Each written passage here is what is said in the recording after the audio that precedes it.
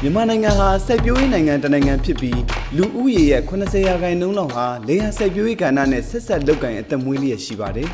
Sibutulo do down Ledama Miazuha, Chile Dida Rima, Nita Nijabi, Yamananga, Siberia Gana Pumpuiha, Turuye, Swai, Pumpui Boma, Adika Mutinida, Tugayabade. Australia Nanga, New England Tekdone, Yamananga, Jizin Siberia Tekdoro, Bubambi, ACIAR Lokore. Australia Nanga Bibi Saya Siberia Dude Tana Jiga Yamwe Topane, Siberia Wenamia Longan Swansong Yamaye, Tomi Pina Beyene, Chile Lunemu Yamaye Saya Api Sangame Simangini Kugo, Yamananga Levaima Shide, Apuvain Didane, Ayeyarwaddy Tain Dida Jiroma, Sangake Bade.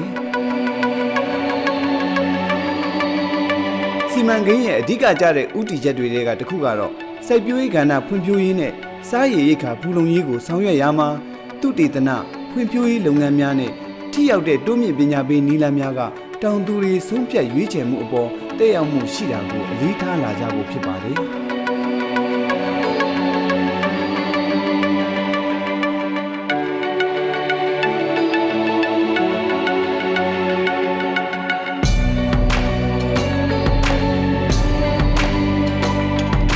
Project Satin Sangake Jinha, Yamananga, Siberia Gana Bibin Piang Lungan Zenui, Siberia Gana Pumpui Lunganui, Sangani Jane, Chingai Taxan Shibari. Siberia Gana Pumpubi, Dina Bonzo, Amusa Siberia Tolunide, Australia Nangane, Yamananga, Bubang Samuha, Yamananga, Siberia Gana Pumpuma, Yiji Kankanaga, Bangwanagabari. My interests in working on this project in Myanmar were both personal and professional.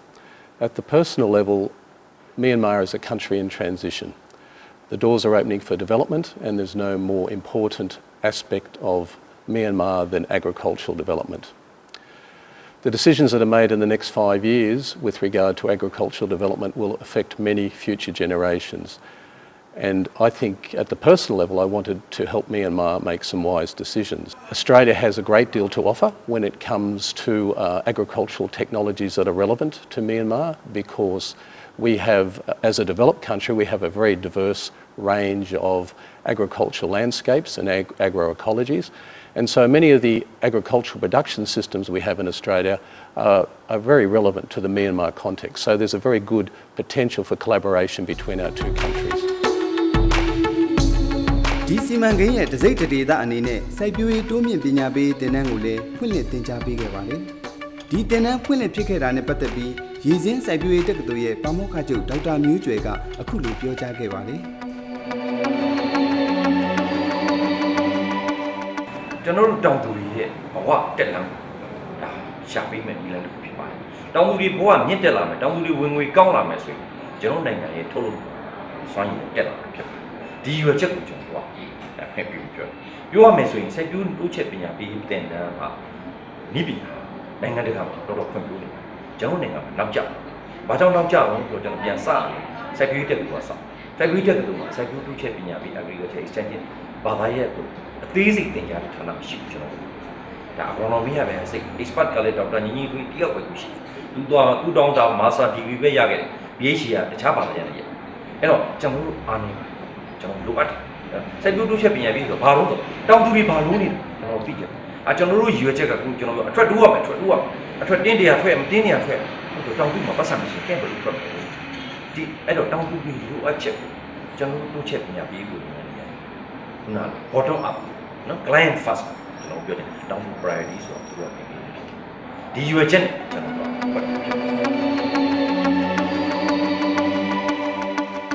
Yamananga, Siberia Gana Pumpui, down to Binyabi Ganago, Nanga and Namashi, down to Rena Titwe Chesabi, Bamboo movie Bini Ragado, they are Siberia, same young Winitana, down Mashide, Siberia Uzi Tanabe Pibari. Noru Nangama, down to the Mari, La Sabutolo de Dinamia, Twano de Druye Boa, when we do the Yashi Biro, Unemu. CY, Lumu CY Boa to the Ye to it. Nanganon in it, La Chile Dita, Pompi Longamiago, Longazini Shia Chamabido, the Sawanida, along the Bepibar. Digni ACIAR, the project, the Taupan Gunine, the Norudi, ဒီတောင်သူသမားများကိုထပ်ဆင့်ပညာပေးကြမဲ့ဒါ trainer တွေကို trainee ပေးတဲ့သင်တန်းတစ်ခုဖြစ်ပါတယ်အဲ့တော့ဒီလိုလုပ်တဲ့အခါမှာဆိုလို့ရှိရင်တိုးတက်လာတဲ့ဒါဤပညာဤစနစ်ညာနဲ့အညီကျွန်တော်တို့တွေရဲ့ဝန်ထမ်းများဟာလည်းပဲခင့်နဲ့အညီတိုးတက်နေဖို့လိုပါတယ်ဒါကြောင့်မလို့ဒီကနေ့ဒီ ACIAR အကူအညီနဲ့ကျွန်တော်တို့ရဲ့စိုက်ပျိုးရေးဦးစီးဌာနဝန်ထမ်းများစိုက်ပျိုးရေးတက္ကသိုလ်မှတာဝန်ရှိကြတဲ့ဆရာဆရာမများအခြားသောပါဝင်တဲ့သူများနဲ့အတူဒီကနေ့ဒီသင်တန်းလေးကိုကျင်းပခြင်းဖြစ်ပါတယ်ဒီသင်တန်းရဲ့အကျိုးကျေးဇူးသည်ရှေ့ဆက်သွားမဲ့ကျွန်တော်တို့အနာဂတ်မြန်မာနိုင်ငံရဲ့လေယာကဏ္ဍဖွံ့ဖြိုးတိုးတက်ရေးအတွက်တောင်သူများအပေါ်မှာနေကကြီးကြပ်ပညာပေးမဲ့ extension workers လာစိုက်ပျိုးပညာပေးရေးဝန်ထမ်းများအနေနဲ့ဤပညာများဘုဒ္ဓအသင်များကိုရရှိပြီးတဲ့အခါမှာအများကြီးအထောက်အကူဖြစ်စေမယ်ဆိုတာကိုတင်ပြလိုပါတယ်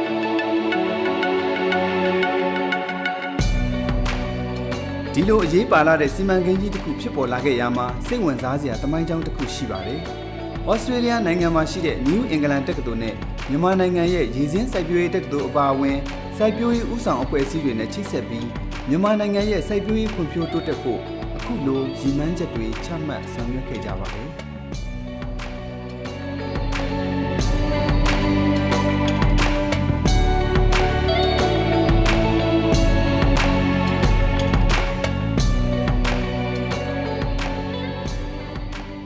This project came about, firstly the project is funded by the Australian Government and the funding comes through the Australian Centre for International Agricultural Research, also known as ACIAR, and it's implemented by my university, the University of New England. In 2011, ACIAR asked some of us to come to Myanmar to talk to the Ministry of Agriculture and Irrigation to identify what their high priority needs were. So in late 2011, a team came to Myanmar and met with the ASIAN Agriculture University, the Department of Agricultural Research and the Department of Agriculture, and interviewed senior government officials about what their priorities were. Based on these conversations, we developed 3 objectives with regard to this project. The first objective was to better understand farmer livelihoods, in other words, the way farmers earn a living. Because if we're going to increase and improve agricultural production, we need to understand farmers' production systems and we need to see the world through farmers' eyes. The second area that's very important for the project is in the area of improving agricultural extension systems in this country as much as we can help do that. And so in order to do that, we need to undertake institutional analysis of ASIAN Agricultural University because they're one of the main trainers of agriculture graduates. Also Department of Agricultural Research because they contribute research outcomes to extension, and of course very importantly the Department of Agriculture, which is the main agricultural research organisation. The third area of course is capacity development, and capacity development and training is a very important component. Myanmar government staff are crying out for more training. Of course, training of Myanmar staff has to be relevant, culturally relevant and relevant to context. And so we are developing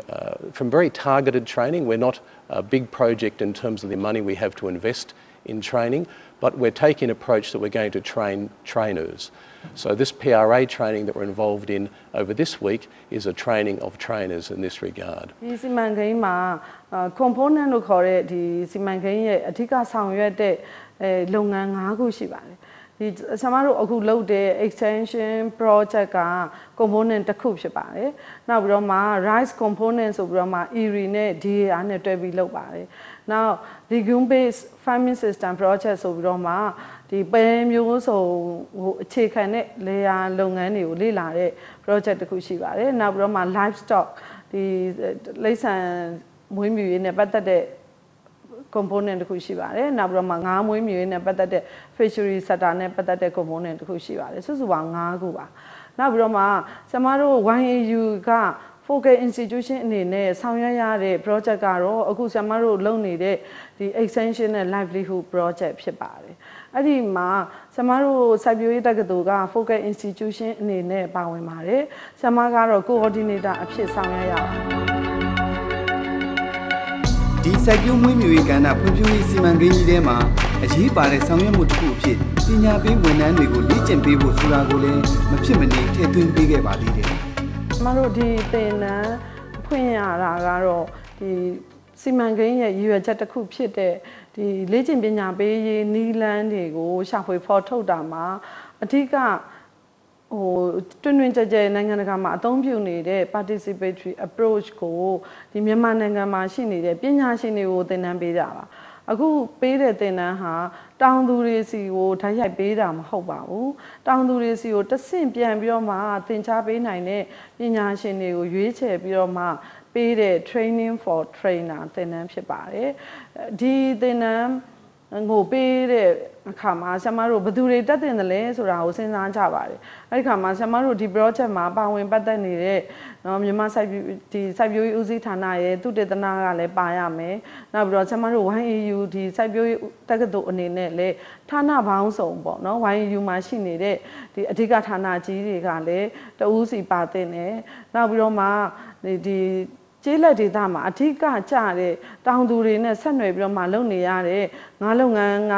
ဝန်ထမ်းတွေနောက်ပြီးတော့မှဒီတလိษံစိတ်ကူရေးနဲ့မွေးမြူရေးတွေကဝန်ထမ်းတွေအဲ့ထဲကနေပြီးတော့မှဒီတောင်သူတွေကိုပြန်ပြီးတော့မှသင်ကြားပေးနိုင်တဲ့သူတွေကိုခေါ်ပြီးတော့မှဒီနီလန်းကိုတော့သူတို့ကိုဖြန့်ဝေပေးမယ်အရင်ဆုံးဒီတောင်သူတွေစီကိုဓာတ်ရိုက်မသွားခင်ဒီ trainer တွေကိုအရင်ပေးမယ်ဆိုပြီးတော့မှဆရာမတို့ဆုံးဖြတ်ခဲ့ကြပါတယ်ဒီသင်တန်းမှာတော့ဆရာမတို့ကဒီတောင်သူများကိုယ်တိုင်ပါဝင်ပြီးတော့မှသူတို့ဒေတာအခြေအနေသူတို့ရဲ့လူနေမှုဘဝအခြေအနေသူတို့မှာဘာတွေလိုအပ်တယ်သူတို့ကဘယ်လိုမျိုးဖြစ်ချင်တယ်ဆိုတဲ့ဟာကိုသူတို့ကိုယ်တိုင်ပါဝင်ပြီးတော့မှသူတို့ကိုလှုံ့ဆော်ပြီးတော့မှသိအောင်လုပ်တဲ့နီလန်းကိုဆရာမတို့ကသင်ကြားပေးလိုက်မှာဖြစ်ပါတယ်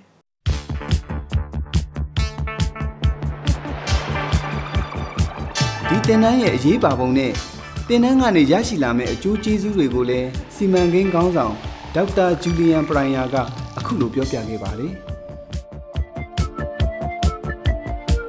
The Participatory Rural Appraisal Training, or PRA training, is one small but very significant step in helping Myanmar agricultural development. Traditional research and extension very much focuses on technology. If we focus on technologies but do not understand farmers' decision making, farmers don't make change. The other nice thing is all the trainers are Myanmar trainers. So the Australian specialists are supporting the Myanmar trainers, but the Myanmar trainers are helping design and deliver the training entirely themselves. And so this is very positive because to the extent that we can train the Myanmar trainers to conduct this training, the more sustainable it will be after our project finishes. My name is Dr. Michelle Carnegie. I'm a research fellow at the University of New England in Armidale in Australia. I've been very fortunate to be part of this project on the PRA training in Myanmar. We have 34 very enthusiastic and engaged trainees. They have been carefully selected from their organisations, from DOA, DAR and YAU. They've been selected because of their potential for taking leadership in this field in the future and training others. So they're very motivated to learn. Another reason our trainees are so motivated to learn is because of the training approach and the methods that we've adopted in this training. So to promote learning, the best way to do that is to create an environment in the classroom where everybody can learn from each other. This is known as co-learning. Another approach that we're taking to the training is known as learning by doing. This means the methods that we use to promote that kind of learning are not based on passive listening, rather they're based on active and interactive participation amongst the trainees. And the methods that we use to do that are involving the trainees in lots of small group exercises where they interact with each other and with the trainers and learn from each other, and They also do role plays, and they also experience practicing the PRA methods themselves.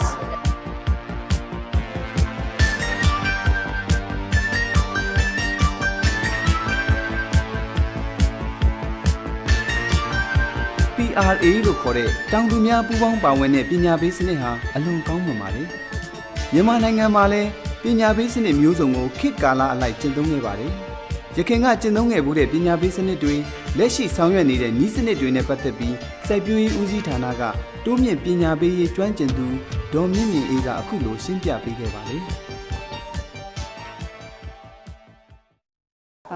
ကျမရဲ့အတွေ့အကြုံအရတော့ကျမတို့အလုပ်ဝင်ကစား1984ခုနှစ်မှာ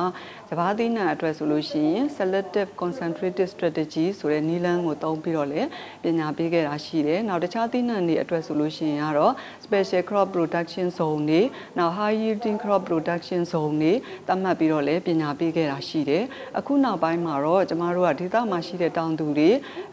သီးနှံအလိုက်မျိုးတွေကိုရွေးချယ်ပြီးတော့စိုက်ပျိုးနိုင်မှုအတွက်ဒေသနဲ့ကိုက်ညီတဲ့အလားအလာကောင်းတဲ့မျိုးတွေကိုစိုက်ပျိုးရေးသုတေသနဦးစီးဌာနကနေယူပြီးတော့ကြတော့ဒီဒေသမှာတောင်သူလက်ရှိကြိုက်နေတဲ့မျိုးတစ်မျိုးနဲ့ရှင်ပြီးတော့ကြတော့တောင်သူကိုယ်တိုင်ပူးပေါင်းပါဝင်ပြီးမျိုးရွေးချယ်စိုက်ပျိုးတဲ့ Participatory Variety Selection တို့ဘာတို့ကိုလည်းပဲ ERI တို့နောက်ပြီးတော့စပါးမှာဆို ERI ပေါ့ JICA နောက်ပြီးတခြားသီးနှံတွေမှာဆိုလို့ရှိရင်တော့ ACIAR တို့ဒီအဖွဲ့အစည်းတွေနဲ့ပူးပေါင်းပြီးတော့ဆောင်ရွက်နေတာရှိပါတယ်အဲ့ဒီလိုနီးလန်းနေနဲ့ပညာပေးဆောင်ရွက်တဲ့အခါမှာနည်းပညာတွေကိုတောင်သူကိုပေးတဲ့ teaching method တွေအနေနဲ့ကတော့ကျမတို့အဓိက teaching method 3ခုဖြစ်တဲ့ group method individual method mass method ဒီနည်းလမ်းတွေကိုလိုအပ်တယ်လို့ပေါင်းစပ်ပြီးတော့သုံးစွဲပါတယ်ဥပမာအားဖြင့်ကတော့mass method အနေနဲ့ဆိုလို့ရှိရင်ပညာပေးလက်ကမ်းစာဆောင်တွေကိုတောင်သူကိုဖြန့်ဝေတယ်။နောက် group method အနေနဲ့ဆိုလို့ရှိရင်တော့ပညာပေးဆွေးနွေးပွဲတွေနောက် feed day တွေ feed trip တွေလုပ်ပြီးတော့ကြတော့ဒီစံပြောက်ကွက်လုပ်တဲ့တောင်သူကနေပြီးတော့ပတ်ဝန်းကျင်တောင်သူတွေကိုဖိတ်ခေါ်ပြီးတော့သူကနေပြန်ပြီးတော့တောင်သူအချင်းချင်းပညာပေးတဲ့ farmer to farmer extension approach တွေကိုလည်းလုပ်ကိုင်ဆောင်ရွက်နေပါတယ်။ကျမစောစောကဆွေးနွေးသွားတဲ့အထက်မှာတောင်သူတွေကိုပညာပေးဆွေးနွေးပွဲတွေလုပ်တာလေးတွေပါပါတယ်။အဲ့ဒီလိုလုပ်တဲ့အခါကျလို့ရှိရင်တော့တချို့နေရာတွေမှာတောင်သူတွေကကျမတို့ဖိတ်ခေါ်တဲ့ပညာပေးဆွေးနွေးပွဲတွေကိုတက်ကြွကြွနဲ့စိတ်ဝင်စားပြီးတက်ရောက်မှုအားနည်းတာလေးရှိပါတယ်။အဲ့ဒီလိုတစ်ဖက်ကအားနည်းတယ်လို့ကျမတို့ပညာပေးတဲ့ဝန်ထမ်းတွေဘက်ကလည်းပဲတောင်သူတွေကြေးရွာအရောက်ပညာပေးတဲ့အခါမှာတောင်သူတွေရဲ့စိတ်ဝင်စားမှုကိုဆွဲဆောင်နိုင်မဲ့သင်ထောက်ကူပစ္စည်းတွေပေါ့နော်။ဥပမာအဖြစ်ဒီကြေးရွာအရောက်projector တွေ slide show တွေတုံးပြီးတော့ဒါတစ်ဖက်ကစံပြကွက်တွေလုပ်ပြီးတော့ပညာပေးတာရှိသလိုဒီဆွေးနွေးပွဲတွေမှာလည်းပဲတောင်သူရဲ့စိတ်ဝင်စားမှုကိုဆွဲဆောင်နိုင်မဲ့သင်ထောက်ကူပစ္စည်းတွေအသုံးပြုနိုင်မှုလည်းပဲအားနည်းတာတွေရှိပါတယ်နောက်တစ်ခုကကြတော့ကျမတို့နိုင်ငံမှာနေရာတိုင်းမှာမဟုတ်တော့လည်းပဲတချို့တိုင်းဒေသကြီးပြည်နယ်တွေမှာတော့ extension ဝန်ထမ်းတွေရဲ့သွားလာရေးယာဉ်တွေနောက်ခရီးစဉ်အခက်အခဲတွေရှိတာလေးတွေလည်းရှိတယ်နောက်တစ်ခုက extension ဝန်ထမ်းရဲ့ technical skill ပေါ့နော်နည်းပညာဆိုင်ရာကျွမ်းကျင်မှုမှာလည်းပဲတချို့ဝန်ထမ်းတွေအားနည်းနေတာရှိတယ်ဒါလေးတွေအပေါ်မှာတော့ကျမတို့ဌာနအနေနဲ့လည်းပဲလုပ်ငန်းခွင်အကျိုးတင်တန်းတွေနောက်ပြီးတော့မွမ်းမံတင်တန်းတွေပေါ့နော်လက်ရှိဆောင်ရွက်နေတာလေးတွေရှိပါတယ်ခင်မီတိုးတက်လာတာနဲ့အမျှဤစနစ်တွေဟာလည်းပြောင်းလဲလာခဲ့ပါတယ်ဒီကနေ့ခေတ်မှာလေယာစိုက်ပျိုးရေးနဲ့ဆင်မြောင်းဝန်ကြီးဌာနစိုက်ပျိုးရေးဦးစီးဌာနကဆောင်ရွက်နေတာတွေကိုလည်းဆက်လက်ပြောပြခဲ့ပါသေးတယ်လောလောဆယ်တော့နိုင်ငံတကာမှာလည်းပဲကျင့်သုံးနေတဲ့နည်းလမ်းတွေတော့အများကြီးရှိတယ်ပေါ့နော်။နောက်ကျမတို့နိုင်ငံမှာလည်းတချို့နည်းလမ်းတွေကစပြီးတော့ initiate လုပ်နေတာတွေရှိပါတယ်။ဥပမာ market oriented extension approach တို့ဘာလို့ဆိုလို့ရှိရင်လည်းစလုပ်တာတော့ရှိတယ်။ဒါပေမဲ့ဒါလေးတွေကိုလည်းပဲကြည်ပြန့်လုပ်နိုင်ဖို့လိုတယ်။နောက်ပြီးတော့ ecological zone တွေအများကြီးရှိတာဖြစ်တဲ့အတွက်ကျမတို့ကcommunity based development program လေးတွေနောက်ပြီးတော့အခုဒီနိုင်ငံမှာစပြီးတော့ initiate လုပ်နေတဲ့ integrated rural development program လေးတွေဒါလေးတွေကိုလည်းပဲတိထပ်ပို့ပြီးတော့ချက်ထွင်ပြီးတော့လုပ်ဖို့လိုတယ်နောက်တစ်ခုကတော့အခုကျမတို့ဖွင့်တဲ့ဒါ participatory rural appraisal ပေါ့နော်တနည်းအားဖြင့်တော့ participatory extension approach ပေါ့နော်ဒီနည်းလမ်းတွေကလည်းပဲလုံးဝလုံးဝမလုံနိုင်တာတော့မဟုတ်ဘူးကျမတို့က development partner တွေနဲ့ပေါင်းပြီးတော့ကြတော့ farmer fee school တွေဘာတွေလုပ်နေတာတွေတော့ရှိတယ်ဒါပေမဲ့ကျမတို့ကြဲပြန့်တော့မလုံနိုင်သေးဘူးပေါ့နော်အဲ့တော့ဒီလုပ်ငန်းလေးတွေကိုလည်းကြဲပြန့်လုပ်ဖို့လိုတယ်အဲ့ဒီနည်းလမ်းတွေနဲ့ပညာပေးတဲ့အခါမှာဒီထဲမှာပါတဲ့နော် အဖွဲ့အစည်းတွေပေါ့နော်ဌာနဆိုင်ရာအဖွဲ့အစည်းတွေအနေနဲ့လည်းပဲအထူးသဖြင့်တော့စိုက်ပျိုးရေးဦးစီးဌာနတို့စိုက်ပျိုးရေးသုတေသနဦးစီးဌာနတို့ပေါ့နော်ဒီဌာနတွေကလည်းပဲ working group လို့ဖွဲ့ပြီးတော့ကြတော့ဗဟိုအဆင့်အနေပြီးတော့တိုင်းခရိုင်အဆင့်အထိ working group ဖွဲ့ပြီးတော့ကြတော့ရန်ဖန်ရန်ခါလိုအပ်တယ်လို့တောင်သူရဲ့ကွင်းနဲ့အထိအတူတကွ extension ဝန်ထမ်းရဲ့နောက် researcher ရဲ့ပေါင်းပြီးတော့အတူတကွကွင်းစင်းတာတွေလုပ်တင်တယ်ဒီလိုလုံးမလဲပ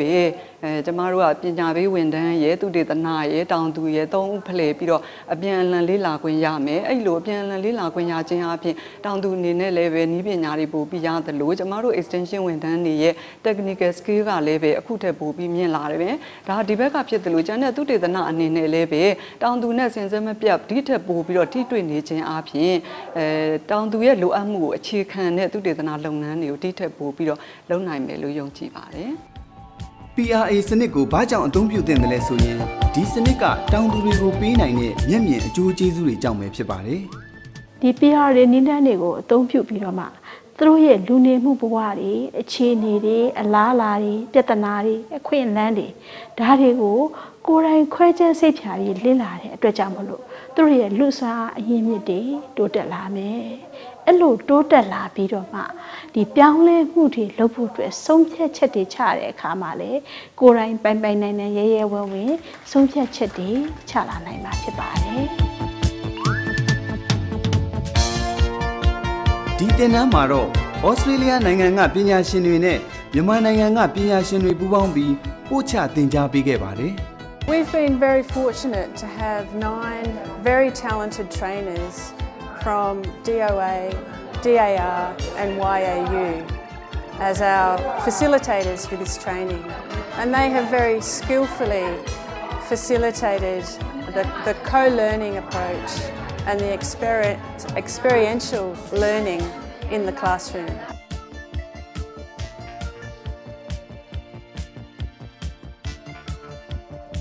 Saipyoye, Mwimuyeနဲ့ရေလုံငန်းကဏ္ဍအသီးသီးကပညာပေးဝန်ထမ်းတွေဘာသာရပ်ဆိုင်ရာပညာရှင်တွေလည်းလာရောက်ပြီးသင်တန်းတက်ရောက်ကြပါတယ်။သင်တန်းကာလအတွင်းဒီပညာပေးနည်းစနစ်ရဲ့အကျိုးကျေးဇူးကိုလည်းနားလည်သဘောပေါက်လာကြပါတယ်။ PRA နဲ့ပတ်သက်ပြီးကျွန်တော်ရဲ့ထင်မြင်ယူဆချက်ကတော့ဒီ PRA ကတော့သူရဲ့ဒီအဓိပ္ပာယ်အတိုင်းပေါ့နော် Participatory ဆိုတဲ့အတိုင်းဒီကြေးရွာတွေမှာဆိုလို့ရှိရင်ဒါကျွန်တော်တို့သိချင်တယ်ဆိုလို့ရှိရင်ဒါ bottom up approach ပေါ့နော်ဒီအောက်ခြေကနေပြီးတော့မှကျွန်တော်မေကွန်းဒီက grassroots level ကနေထွက်လာတဲ့အတန်တွေကိုကျွန်တော်တို့ကြားအောင်ဘယ်လိုကြားမလဲပေါ့နော်အဲ့ဒီကြားအောင်ကျွန်တော်တို့ကဒီ tools လေးတွေသုံးပြီးတော့မှအမျိုးရှောက်ပေးဖော်ထုတ်တဲ့နည်းလမ်းပေါ့နော်အဲ့လိုကျွန်တော်နားလည်ထားပါတယ်ကြေးရွာသူကြေးရွာသားတွေအနေနဲ့လည်း PRA စနစ်ကြောင့်ဝမ်းသာအားရဖြစ်နေတာကိုသိရှိခဲ့ရပါတယ်သူတို့ဖြစ်စေခြင်းနဲ့ဆန္ဒကိုရွေးမပြောဘဲနဲ့ရသူရသားဖြစ်စေခြင်းနဲ့ဆန္ဒကိုပါဓာတ်တူမိတဲ့အတွက်ရင်ထဲမှာလည်းအတိုင်းမသိဝမ်းသာမိပါတယ်သင်တန်းတက်ရောက်လာသူတူကလည်းသင်တန်းတက်ရောက်ခွင့်ရခဲ့တဲ့အတွက်ရရှိလာတဲ့အကျိုးကျေးဇူးတွေကိုအခုလိုပြောပြခဲ့ပါသေးတယ်ကျမတို့ဒီ PRA သင်တန်းကိုဒီ training ကိုကျမတို့လာတက်ရတဲ့အတွက်ကြောင့်မို့လို့ဘာတွေသိလာလဲဆိုအရင်တော့ဆိုရင်ကျမတို့ data တွေကောက်တဲ့အခါမှာဆိုရင်ကျမတို့ရှိမှာ form တွေပါသွားတယ်။ပါသွားပြီးတဲ့အခါကျတော့တိကျတဲ့မေးခွန်းတွေနဲ့ပဲကျမတို့ကောက်လို့ရတယ်။သူတို့ရဲ့တကယ်လူနေမှုအစစ်မှန်သူတို့ပြောချင်တဲ့ဟာကိုကိုယ့်အနေနဲ့ဒါလောက်ထိပြောဖို့မရှိခဲ့ဘူးပေါ့နော်။ကျမတို့မှာပါတဲ့ service စာတန်းထဲမှာပဲသူတို့မေးတယ်မေးပြင်ကျမတို့ဖြည့်တယ်။ဟိုတိကျတဲ့ data တစ်ခုဖြစ်အောင်ပဲကျမတို့မေးခဲ့ရတယ်။အခု PRA သင်တန်းကိုတက်လိုက်တဲ့အခါကျတော့ပို့ပြီးတော့ဘာသိလာလဲဆိုတော့ကျမတို့ရွာတွေမှာရှိတဲ့လူမှုစီးပွားရေးလိုအပ်ချက်သူတို့ပြောချင်တာကိုလည်းပုံမှန်လေးပြောလို့ရလာနိုင်တယ်ပြီးတဲ့အခါမှာဒါအောက်ခြေကိုအခြေပြုပြီးတော့ဗဟိုပြုပြီးတော့တင် जा ပေးတဲ့သင်တန်းဖြစ်တဲ့အတွက်ကြောင့်သူတို့နဲ့ပို့ပြီးတော့လက်ပွန်းတတီဟိုထိဆက်ခွင့်ရလာတယ်ပေါ့နော်ရလာတဲ့အတွက်ကြောင့်မို့လဲကျမတို့အတွက်ကပို့ပြီးတော့သူတို့နဲ့နီးနီးကပ်ကပ်ထိတွေ့တယ်ပြီးတဲ့အခါမှာပို့ပြီးဗဟုသုတကိုကြက်ကြက်ပြန့်ပြန့်ရလာတယ်သူတို့ဘာတွေဖြစ်ချင်တယ်သူတို့ဘာတွေလိုအပ်လာလဲဆိုတာကိုလည်းကိုရီးယားသိလာတယ်သိလာပြီးတဲ့အခါမှာသူတို့ရဲ့ real situation ကိုသိတဲ့အပြင်မှာဒီကျေးလက်မှာရှိတဲ့တောင်သူတွေဒီစိုက်ပျိုးတဲ့တောင်သူတွေဘယ်စိုက်ပျိုးမွေးမြူတဲ့တောင်သူတွေရဲ့အဓိကလိုအပ်ချက်ကဘာလိုအပ်ချက်လဲပြီးတော့သူတို့ကိုယ်တိုင်ပူးပေါင်းပါဝင်ပြီးတော့ဆွေးနွေးပြီးတော့ဒီ diagram တွေကျမတို့ပုံဆွဲနည်းစနစ်တွေလည်းပါပါတယ်ကျမတို့ဒီသင်တန်းကပို့ချထားတဲ့အထဲမှာအဲ့ဒီပုံတွေကိုဆွဲခြင်းအပြင်လည်းသူတို့ဒေတာမှာရှိတဲ့အရင်းမြစ်ကဘာတွေရှိတယ်သူတို့မစင်းစားဘူးသေးတဲ့တယံဇာတအရင်းမြစ်ရဲ့သူတို့ရွာရဲ့လိုအပ်ချက်သူတို့ရွာမှာတည်ရှိနေတဲ့ resource တွေအနေထားကိုပါပုံမှုပြီးတော့သိရှိလာပြီးတော့လေ့လာနိုင်မှာဖြစ်ပါတယ်ရှင်ဒီသင်တန်းရဲ့သင်တန်းကာလအတွင်းမှာပဲနေပြည်တော်နယ်မြေလေဝင်းမြို့နယ်မှာရှိတဲ့ရေကာရွာနဲ့ကြံကင်းစုကျေးရွာတွေစီကိုလက်တွေ့ကွင်းစင်ရန်တိုးမြင့်ပညာပေးဆောင်ရွက်ဖို့တွားရောက်ခဲ့ပါတယ်။ပညာပေးအဖွဲ့နဲ့ရွာကန်တောင်သူတွေဟာ PRA စနစ်ကြောင့်တက်ကြွပွင့်လင်းစွာပါဝင်ဆွေးနွေးခြင်းမိမိတို့ရရွာအတွက်အားတက်သရောဖြစ်နေကြတာကိုလည်းတွေ့မြင်ခဲ့ကြရပါတယ်ဒီလိုဆွေးနွေးပွဲလေးကိုတော့ကျွန်တော်တို့မတွေ့ဘူးသေးပါဘူးဒီပွဲကကျွန်တော်တို့ပထမဆုံးတွေ့ဥပါတယ်အပြန်အလှန်ပြောဆိုခွင့်ရတာလေးတွေဆွေးနွေးခွင့်ရတာလေးတွေမိမိတို့ရဲ့ဖြစ်ရှင်တာလေးတွေတော့ဒီဒေတာဖွင့်ဖို့လို့ထင်ပါတယ်လာတဲ့အဖွဲ့အစည်းကသူတို့ရဲ့ပြောတာလေးတွေကိုကျွန်တော်တို့ကပြန်လည်ပြီးတော့အရှိတိုင်းဆွေးနွေးလို့ရတာဒီလိုအပြန်အလှန်ဆွေးနွေးခွင့်ရတာဟာမိမိတို့ဒေတာဖွံ့ဖြိုးဖို့အတွက်အရေးပါတယ်လို့တောင်သူဦးရဲဝင်းကပြောခဲ့ပါသေးတယ်ကျွန်တော်တို့ကျေးလက်ဒေတာရဲ့အားနည်းချက်အားသာချက်တွေကိုတင်ပြရတာကျွန်တော်တို့အတွက်အရေးပါပါတယ်အခုလိုတင်ပြမှသာလေကျွန်တော်တို့ကျေးလက်ဒေတာအတွက်လိုအပ်တဲ့အားနည်းချက်တွေကိုလည်းပညာရှင်တွေကသိရှိသွားပြီးတော့အားနည်းချက်အားသာချက်တွေကိုသိရှိသွားပြီးတော့မှကျွန်တော်တို့အတွက်ဆောင်ရွက်ပေးသွားနိုင်မှာဖြစ်ပါတယ် The farmers here today have very generously given their time to enable our trainees to apply the new skills and methods that they have learned in the training. And from my observations, the farmers are very enthusiastically participating in these exercises. For many of them, this is a new thing. And my hope is that the farmers will also take away some new learnings about themselves or about improving their condition. One of the principles of PRA is that farmers know best their own conditions. And what this involves when extension workers work in farming communities is that they do what we call in English, they hand over the stick to the farmers. And what this means is that the power and their ownership over the process of analysing their own conditions is in the hands of the farmers. တင်နန်းသားတဦးဖြစ်တဲ့မြစ်ကြီးနားမြို့နယ်စိုက်ပျိုးရေးဦးစီးဌာနရဲ့ဦးစီးမှုကလည်းလက်ရှိဆောင်ရွက်နေတဲ့တောင်သူပညာပေးလုပ်ငန်းတွေကိုအခုလိုပြောပြခဲ့ပါတယ်။ကျွန်တော်တို့ဒေတာမှာတောင်သူတွေရဲ့အကျိုးစီးပွားတိုးတက်စေဖို့ကျွန်တော်တို့ကြေးရွာတွေရောက်လက်ကွင်းတွေစီရောက်သွားပြီးတော့မှပညာပေးတဲ့လုပ်ငန်းတွေကျွန်တော်ဆောင်ရွက်နေပါတယ်။အဲ့တော့ကျွန်တော်တို့တောင်သူတွေအတွက်လိုအပ်တဲ့မျိုးကောင်းမျိုးသန့်ရရှိဖို့အတွက်မျိုးစေ့ထုတ်လုပ်တဲ့လုပ်ငန်းတွေပြီးလို့ချင်းသိနှံနိုင်အတွက်ကျွန်တော်တို့သိပ္ပံနည်းကျစိုက်နည်းစနစ်တွေနဲ့စိုက်ပျိုးနိုင်ဖို့အတွက်ပညာပေးဆွေးနွေးတဲ့လုပ်ငန်းတွေပြီးတော့တောင်သူတွေလက်တွေ့နော်သိမြင်နေအောင်ကျွန်တော်တို့ဒီစံပြကွက်တွေကျွန်တော်ထူထောင်ပြသပါတယ်။အဲ့တော့စံပြကွက်တွေကိုစတင်စိုက်ပျိုးတဲ့အချိန်ကနေပြီးတော့မှရိတ်သိမ်းတဲ့အချိန်ထိအစင်တိုင်းမှာပေါ့နော်လိုအပ်တဲ့အချိန်တိုင်းမှာကျွန်တော်တောင်သူတွေကိုခေါ်ပြီးတော့မှတောင်သူပညာပေးကွန်းလက်တွေ့လုပ်ငန်းတွေကိုကျွန်တော်တို့ဆောင်ရွက်ပါတယ်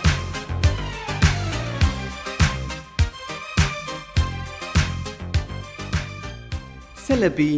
ရည်စင်းစိုက်ပျိုးရေးတက္ကသိုလ်ရဲ့ပါမောက္ခချုပ်ဒေါက်တာမျိုးကျွယ်ကလက်ရှိတိုးမြင့်ပညာပေးရေးကဏ္ဍအခက်အခဲတွေနဲ့ဒီသင်တန်းလေးကနေရရှိလာနိုင်တဲ့အကျိုးကျေးဇူးတွေကိုပြောပြခဲ့ပါတယ်။နိုင်ငံတကာမှာတော့ကျွန်တော်ပြောခဲ့တယ်တူးချက်ပညာပေးရုံမှာတရုတ်မရှိ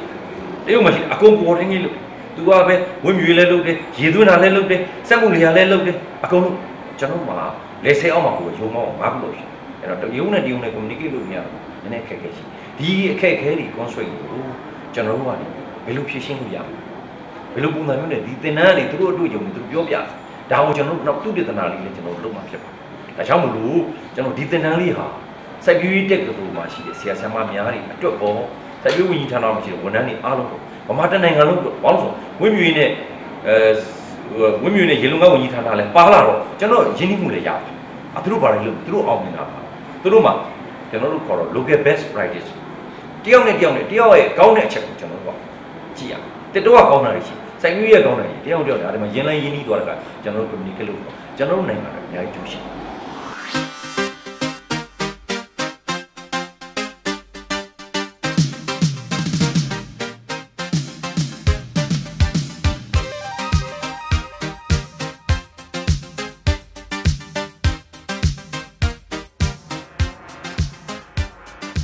ပညာပေးရေးလုပ်ငန်းနဲ့ပတ်သက်ပြီးနည်းစနစ်တွေအပြင်လူမှုဆက်ဆံရေးကောင်းမွန်ဖို့တောင်သူတွေနဲ့ရင်းနှီးမှုရရှိဖို့ဆိုတာတွေကိုလည်းအလေးထားဖို့လိုတာအမှန်ပါပဲ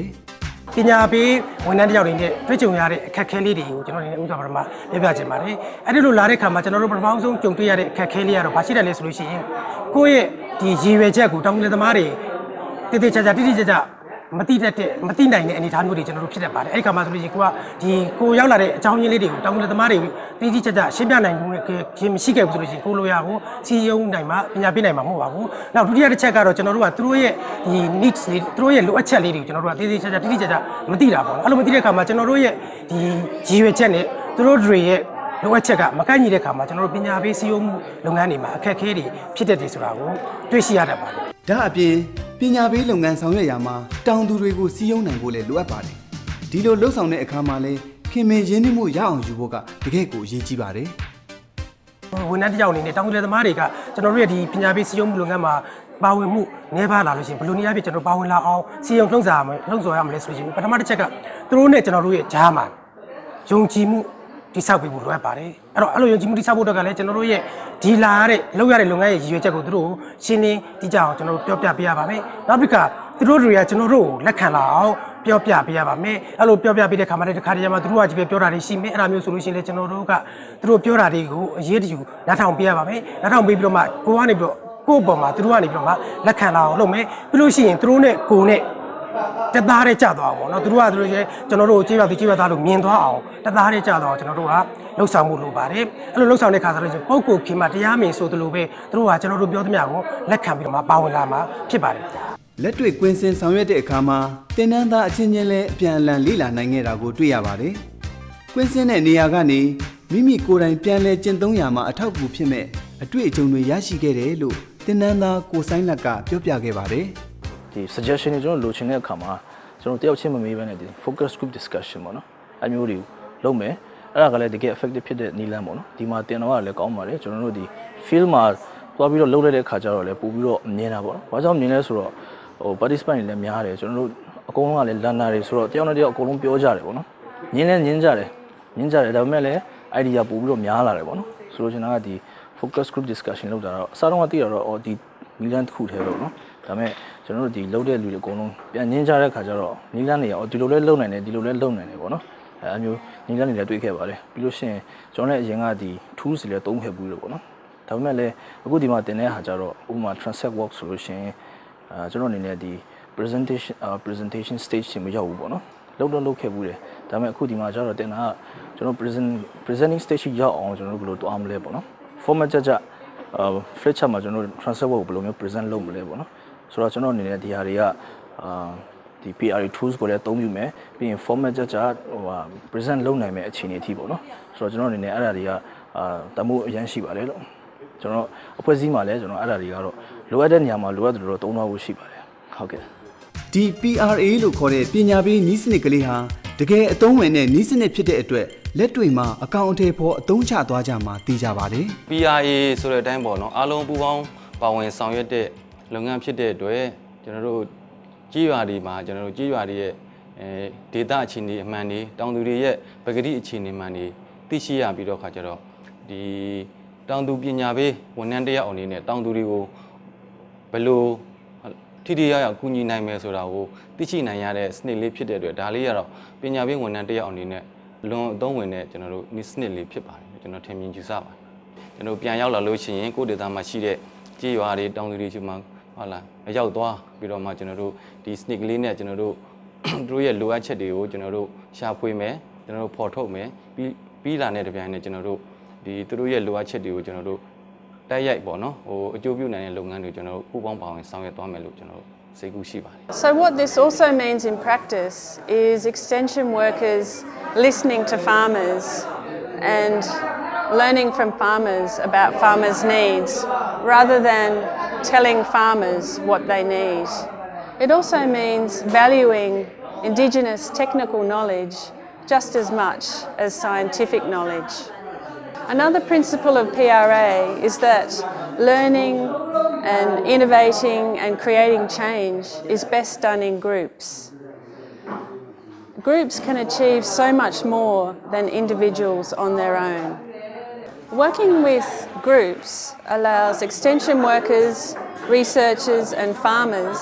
different kinds of farmers, for example men and women, wealthy farmers, resource poor farmers.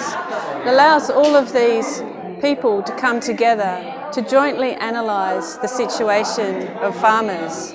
and also to jointly come up with solutions to improve the condition of farmers. Participatory approaches are not new.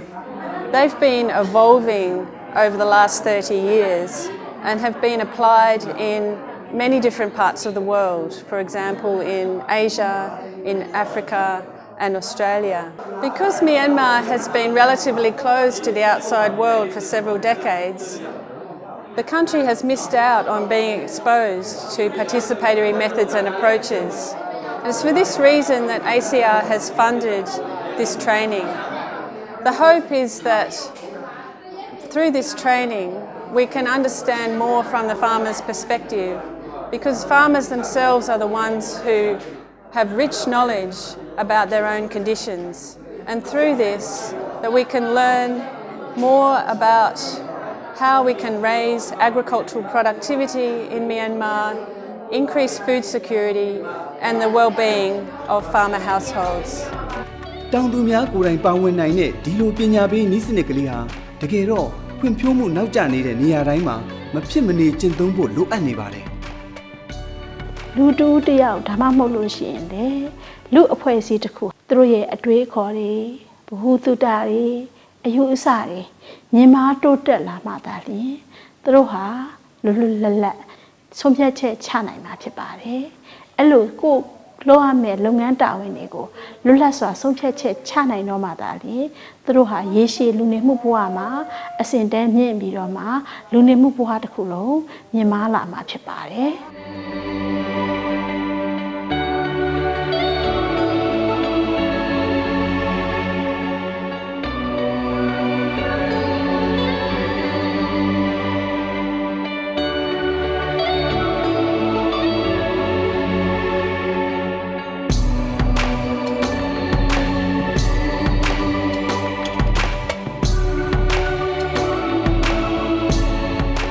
ဟုတ်ကဲ့ပါတကယ်တော့ဒီနည်းစနစ်ကလေးဟာစိုက်ပျိုးမွေးမြူရေးနယ်ပယ်မှာသာမကပဲဒေသပတ်ဝန်းကျင်ဖွံ့ဖြိုးရေးနဲ့ဘက်စုံတိုးတက်ရေးအတွက်လည်းများစွာအထောက်အကူပြုနိုင်တာအသေးချာပဲဖြစ်ပါတယ်ခင်ဗျာ